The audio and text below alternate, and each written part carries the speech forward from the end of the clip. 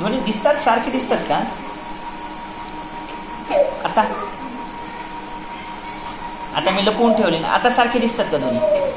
नाही. हो किंवा नाही सांग, तुझं तू बघून सांगायचं, मी म्हणतोय म्हणून नाही. हे आणि हे, आता मी बोट इथं ठेवले, बोटाच्या खाली काहीतरी झाकले, हे झाकलेले बघायचं नाही. ही आणि हे दोन्ही सारखे दिसतात का?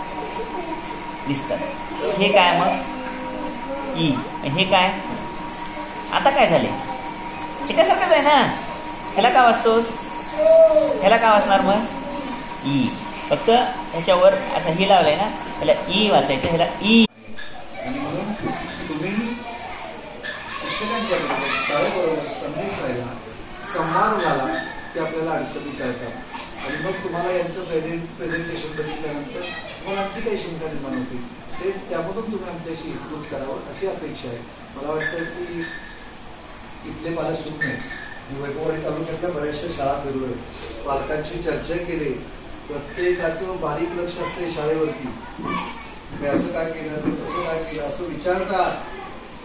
तसंच अभ्यासाच्या बाबतीत तुम्ही सतर्क राहावं यासाठी आम्ही प्रयत्न करतो आहोत. आपणही आम्हाला सहकार्य करावं अशा प्रकारची मुख्याध्यापक आणि शाळा आणि शाळा व्यवस्थापन समितीच्या वतीनं मला अतिशय सुंदर आहे. आणि प्रकल्पामध्ये पण अगदी उत्कृष्ट घेऊन काम करतो समूहामध्ये, आणि जो वाचन पण चांगला आहे. फक्त आता जे संकल्पनिक क्रिया ज्या आहेत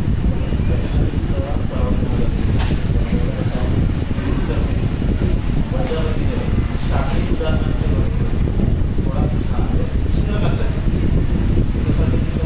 सराव सांगितलं व्यवहारात संख्या करते. फक्त ते शास्त्रीय उदाहरणं जेवढे आहेत त्याचं जास्तीत जास्त उदाहरण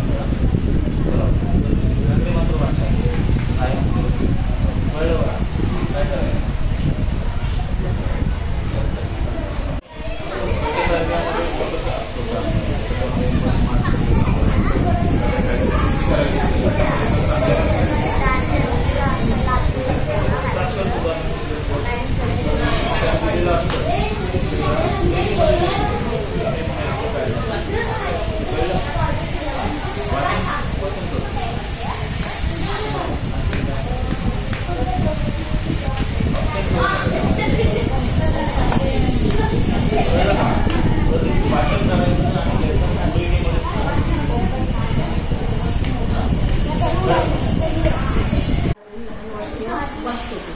त्याच्यासाठी आता वेगवेगळे वाक्य देऊन किंवा चित्र काढून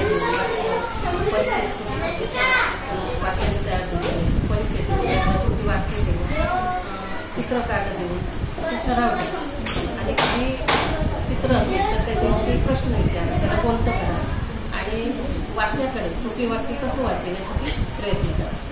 हे वाचनाच्या बाबतीत लेखनातच त्याचा